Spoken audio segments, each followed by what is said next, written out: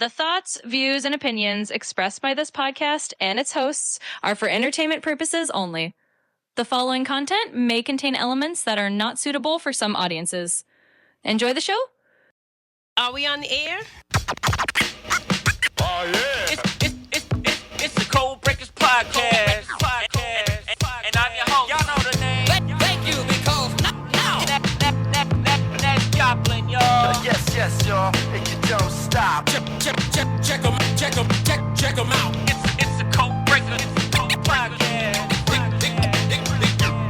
It goes to 1, 2, 3, and here we go.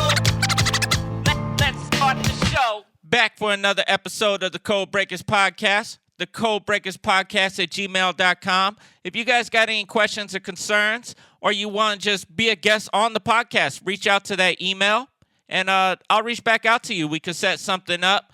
I got my co-host next to me, Joplin. Joplin, say what's up to the listeners. Hey everybody, what's up? It's Joplin here. Super glad to be with you all again. Like Napoli said, if you want to hop on the show, just shoot us an email. But for now, sit back and enjoy the episode. Today's episode, I sit down with one of my old partners, EMT Montoya. We go through a couple stories. Definitely the last story we talk about, that's where you guys want to listen. It's a pretty interesting story. It's funny, and it's just something that happened out there in the field. Joplin, you got anything else to say before we get started on this sit-down that I had with Montoya? Well, I think you set it up perfectly, Napoli. Just want to say I'm excited for everyone to hear this one. It's going to be a fun ride, so let's dive in and enjoy the stories. It is going to be a fun ride. Before we get started and I play that sit-down that I had with EMT Montoya, I want to warn the audience, EMT Montoya is a character. And he likes to say you know a lot. All right, look. I want everybody to pull out their calculator and count how many times EMT Montoya. Do we even count with a calculator? I don't know. Anyways, I want you guys to count how many times in this sit down that EMT Montoya says you know. I don't have an exact count, but if you guys could send it to the email at the Codebreakers, the Codebreakers at gmail.com. I always say at the Codebreakers. No, it's the Codebreakers at gmail.com. If you guys could send that count, that'd be much appreciated. And without further ado, I warned you now. It might get a little. All right. Without further ado, sit down with me and EMT Montoya. Yeah, I remember that shit. What's up? What's up, fool? Hey, what's up, fool? What's up, Spider? Yeah. What's up, Spider? It was fucking Spider. You remember we had that Armenian gangster. Yeah. That Armenian The gangster. broken leg? Right. Like, hey, I was like, hey, we're gonna move you. Right. We're gonna move you, but it's gonna hurt. Hey, I could take care of anything, fool. Fuck you, fool. I could do it. You're like, as soon as I started to move, fool, oh, you shit, fool. So I remember that when I first walked in, right, you were taking the report. I went over there to check on his leg. So I move his leg, right, and he's like, motherfucker, you know? I'm like, what's up, bro? You good? He's like, fuck, yes, I was about to sock you, fool. This fool had a broken femur. Yeah, right. I remember him telling this story. He was like, oh yeah, the cops fucking chased me and they beat my ass. Like, no, you fucking crashed your fucking car. I was like, fuck, homie, you know, you lost your memory or some shit, you know? Oh yeah, you remember it? Because I told him, I was like, oh yeah, because he's Armenian. Yeah. I was like, hey, my partner's Armenian too. Right. You're nowhere near Armenian. Yeah. You started bumping Armenian gangster rap in the ambulance. I didn't even know what the fuck it was saying. I was just like, this fool was bumping his head in the back like, Bob. You know? You told him like, I was like, oh yeah, my partner, he's Armenian. Yeah, that fool used to. I was like, he used to. He used to be a gangbanger too. Fool. He used to be a gangbanger. He's like, oh yeah, fool, what they call you? He was like, Spider. And he was like, oh yeah, shit, Spider, what's up? He's like, orale Spider, you know? That's what's up, ese, you know? He was like, hey, truth, they was just talking shit about you the other day. That fool was in a coma. Oh, yeah, fool. He was He's like, yeah, I had to check these fools because they was talking shit about he's you. like, I was honestly, I fucking spit on this fool, ese, you know? That shit was funny. But what's fucked up is that fool called me RoboCop, and that's fucked up because of my hairline. Oh, shit. Fuck, going down He the same served route. me without even knowing. Speaking of serving, do you remember that old dementia patient? All right, we took her from somewhere, but we took her into Mission Community. Do you remember what hospital that is? That's in Panorama City. I think so, yeah. We took her in Mission Community. Oh, she kind of had like Frankenstein hair. She was serving everybody. She was like, "Fuck you, you blue-eyed motherfucker." Oh, yeah. You remember how that could I girl? forget her? And then we took her in, Uh-huh. and then there was a guy who checked in because of, well, he sat at like a table like to check us in because of COVID. Yeah. And she started serving him, and he got hurt. Oh, you remember that? mad butthurt, you know? He was like, well, look at you and your hairdo. And he was like, she was like, well, I got an excuse, motherfucker. What about you? Oh, bro, she was roasting everybody. That's why I stood behind her. Yeah, right. Because she couldn't see me. But she was like, fuck you, you blue-eyed motherfucker. I was in the back of the ambulance, right? And I was like, hey, like, you need a lighter? She's like, why? You got one? I was like, nah, they got one at 7-Eleven, you know? She was like, oh, you a funny motherfucker, aren't you? That shit was fun. I got so many stories to go through with you. First of all, I want to start out with just EMT school because I was in your class. Yeah, for sure. We went to EMT school. What made you decide EMT? To tell you the truth, my main goal was to become a firefighter right out of high school.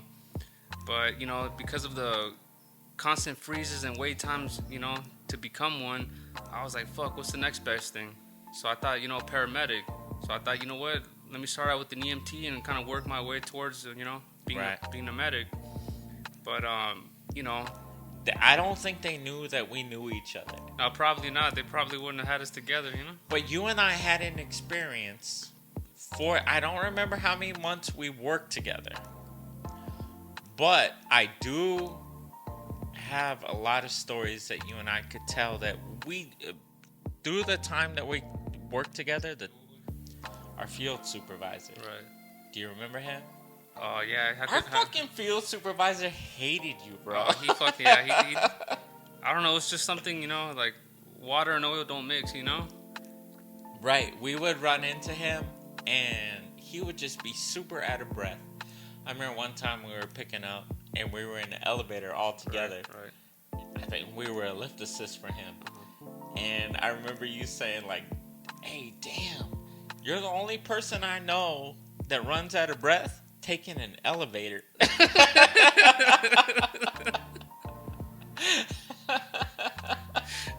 That's the funniest shit I can hear because he was huffing and puffing, and we're in an elevator. How you run out of breath taking an elevator? So like my very first day, right? Right. He was the one, you know, my training, you know, field supervisor that day, and he was telling me like, hey man, like, you know, when you're driving, never be on your phone.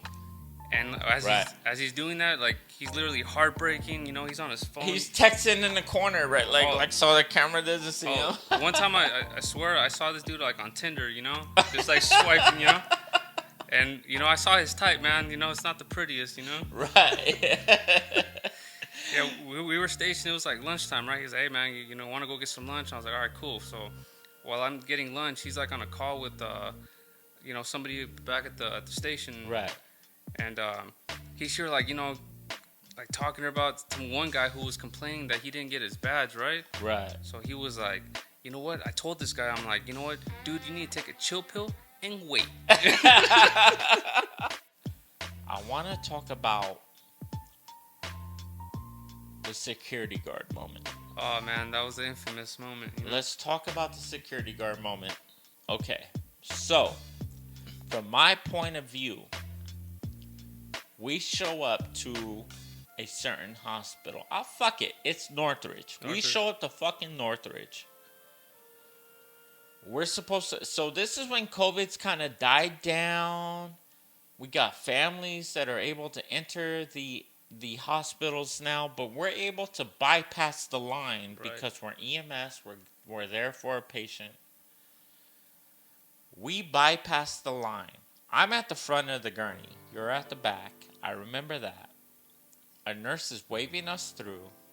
I go to talk to the nurse, and behind me I have commotion. What was that commotion that was going on? Also, I remember, there's family members that see their family. We obviously came in, we had to check in, do the whole screening, whatnot, right? So this one security cop, man, I don't know, he was having a bad day or something, or, but he just came up like authority. He was like, "Hey guys, back up, 6 feet social distance," Right. And we were just kind of like, "Damn, dude, relax. It's not that serious," I was like, "You know what? It's all good, bro. I didn't even like you that much anyways, And then he took offense to that, right? So then he's like, "What'd you say?" And so I said it again. I was like, "Hey, bro, I said I didn't like you that much anyways. What?" Right. And so this dude was like trying to kind of size me up, and he's like, "I hope we don't have a problem here, And I was like, "Well, whatever, dude, And so then he started kind of preaching and giving a whole lecture, the whole 9 yards. And I just ignoring him at that point. And I look at you and I tell him, "Damn, bro, some people are sensitive around here, Right. And so then we get our things, and then we just go inside the hospital, pick up our patient. And as we're taking the gurney, he comes like in our direction. He's like, "Anytime, bro," Right. I remember that. So I know the commotion that was going on behind me, but I was talking to a nurse because they go through this whole screening of, "Oh, do you have COVID? Oh, have you been around? Have you had a temperature? This and that." Right. So we got to the elevator, and I actually thought it was just playing around because we were stationed out of that hospital. Right. But turns out that we go get our patient, we come down, and we're loading in the ambulance. You're the attendant that day. And you ever see those scary movies that are like, or I don't know if it's scary movies, but you ever see those scene in movies where like somebody's at a refrigerator and they open it and they're like looking through the shit, and as soon as they close the refrigerator, somebody's standing there oh shit, and it's supposed to like cause some suspense. Yeah. That's what it was like at the ambulance doors. Right. We loaded the patient, you got in the back. As soon as I closed the doors, the security guard's right in my face like, "Hey, what the fuck you say?" I'm like, "What? Hold on. What did I say? What the fuck you talking about?" Yeah. And he was like, "Oh, you fucking talking shit."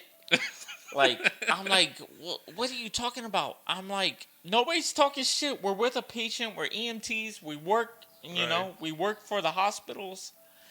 And he was like, "No, fuck you. You're talking shit, or your partner's talking shit."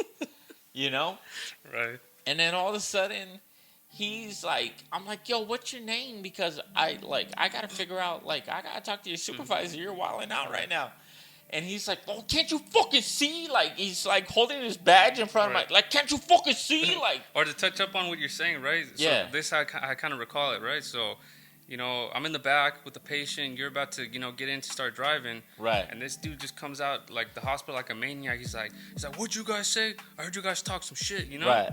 And so then you're like, "Bro, what are you talking about, man? Ain't nobody talking." He's like, why don't you go do your job, man? Go secure something, Yeah. And he was like, "Oh, that's why your partner's in the back because he's scared, right?" Right, so right, he was right. He was basically calling me out, right? So And here you come fucking kicking the door down. I was like, "Hey, I heard my name, homie. I kicked that shit in like 300, And I'm like, "Hey, what's up, bro?" I was like, "Hey, listen, bro, I got a patient in the back, so why don't you go find a toy to play with or something, Because you're obviously bored, Right. And so he didn't like that shit, so he was like, "What's up? I'm off at 1:30," and I was like, "Hey, bro, that's cute. What, you want to go on a date? Because I don't swing that way, Yeah, goddamn, 1:30, you're part-time or what? Yeah, you're a part-timer, huh?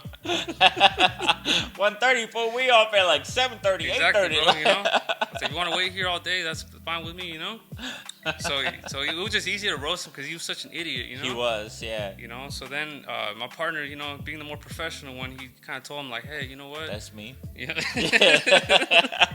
Yeah, I was a little bit of the hothead, you know. I just had to put people in their place sometimes, but you know, my partner's like, hey man, like, what's your name, man? And he's like, well, you motherfuckers can't read, Right. you know.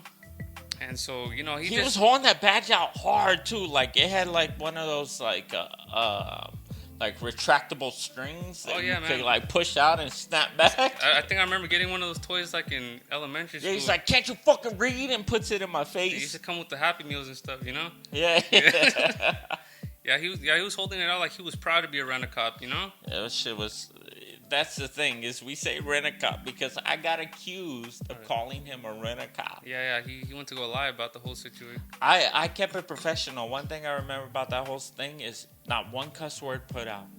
My main thing that I told him is, isn't your job to de-escalate a situation? Right. And for somehow you came and escalated a situation. Oh, yeah. We're with a patient. We're about to leave. Right. Situation taken care of. Right. But somehow he's escalating a situation. Oh, yeah. What? So we reported it. We talked to our bosses. Our bosses talked to their bosses. He wrote a statement. His statement was so fucking Like, far from the truth. far from the truth that our bosses were like, that wouldn't be you guys. Yeah. Yeah, that he, like, we know our EMTs wouldn't act like that. That he pretty much said all this fucking, like, he was trying to protect himself. Yeah, for He sure. escalated over shit. I don't even know what's going on. I was trying to get temp checked at the fucking Yeah. front door. I'm lost in the situation. Uh. This guy's coming after me trying to fight, you know, like I'm trying to like have you guys not fight. Supervisor's in the mix now. Right. I'm like, I don't know what's going on. I'm so lost in this situation. But that was our security guard situation. Yeah, bro, honestly, I don't know. I think he took that little joke to heart, you know, when I said I didn't like him that much anyways, you know? Right. I was just joking with him, but, like, I guess he felt like I offended him in front of, like, you know, other people, and he felt Right. like authority. He's like, you Right. know? I remember talking to our higher up, and he was like, hey, guys, like, maybe this guy wanted to be an EMT. He wanted to be a cop or something, and he wanted failed to the be academy. a cop. Or maybe his wife cheated on him with an EMT, and I was taking it out on you guys. He just happened to look like you, you know? Yeah. Happened to look like you or something. Like, you know, but that was at the same time that I was trying to become FTO. Right. So I thought it was going to hold me back, but it didn't. It actually made me like strive because I took care of that situation. It should have been. Right.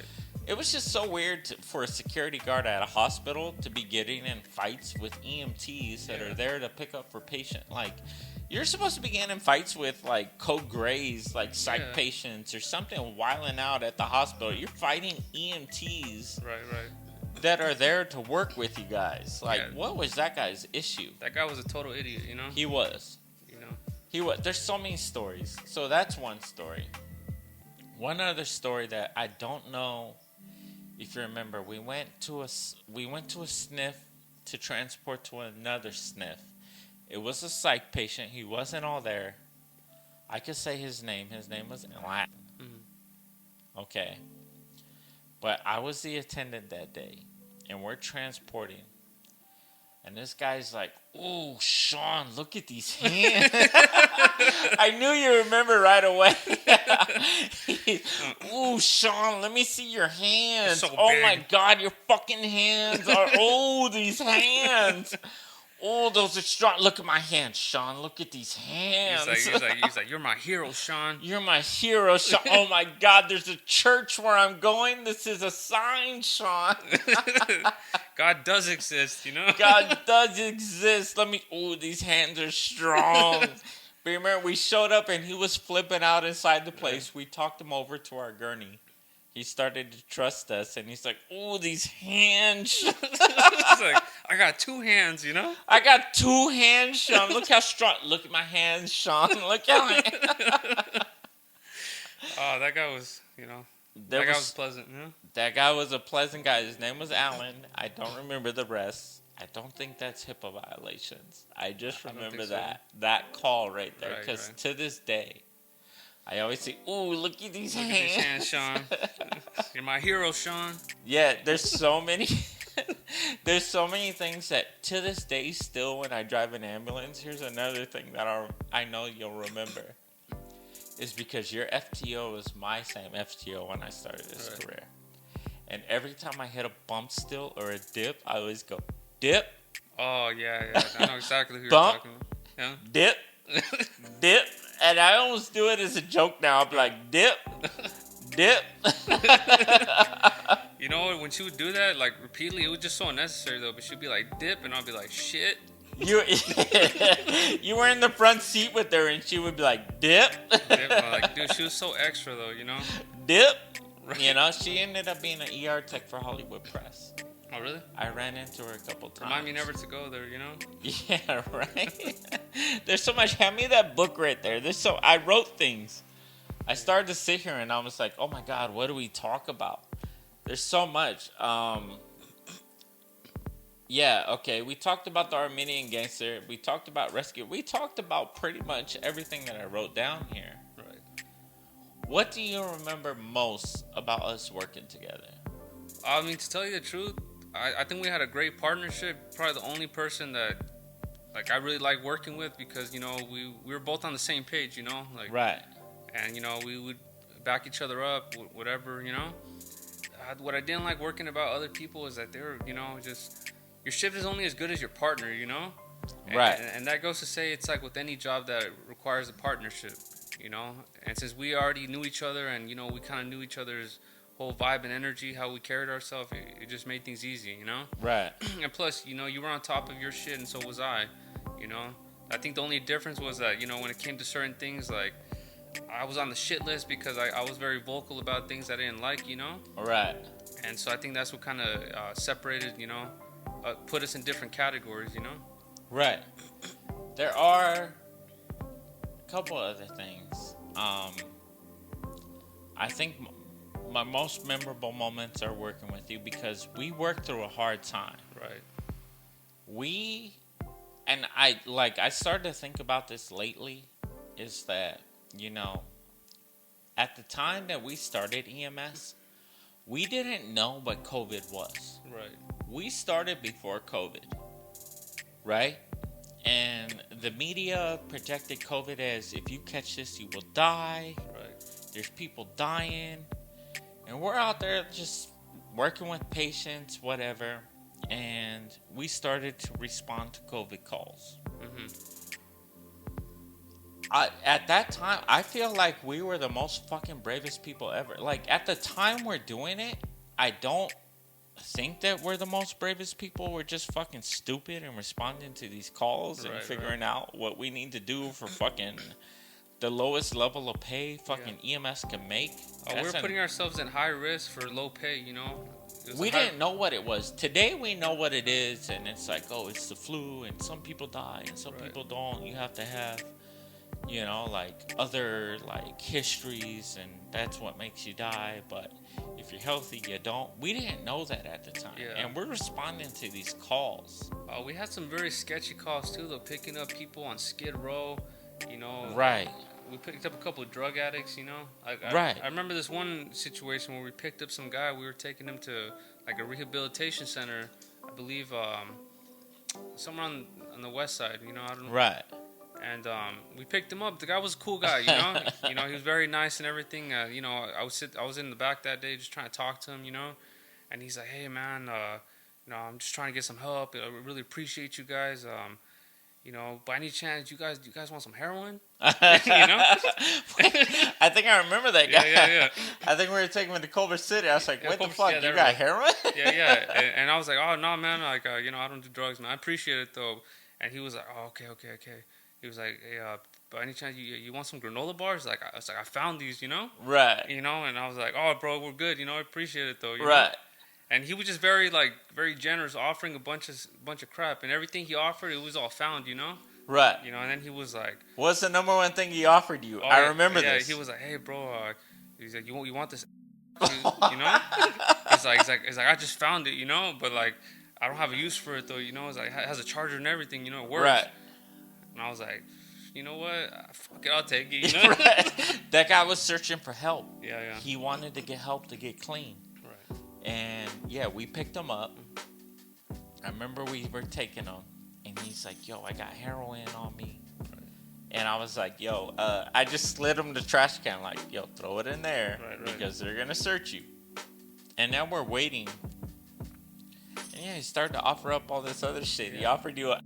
You're like, hey, fuck it, I'll take that. I'll take that shit, you know? Why not, you know? I'll take... No problem. You know, it was just more like a tip for, you know, our valiant efforts, you know? Right. I kept that shit quiet. Right. This is allegedly you took an...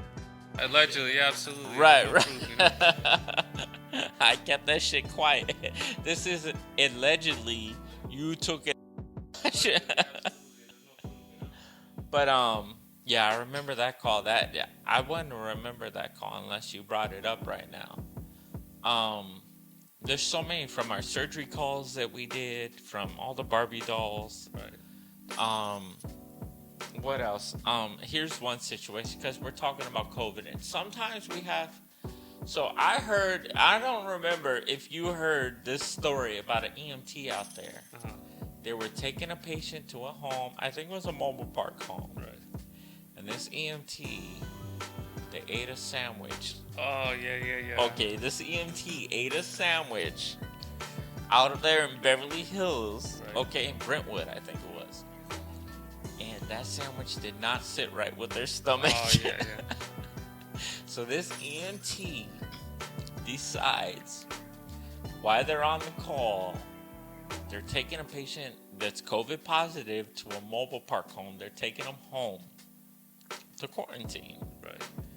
Well, that shit hits that EMT so fucking hard.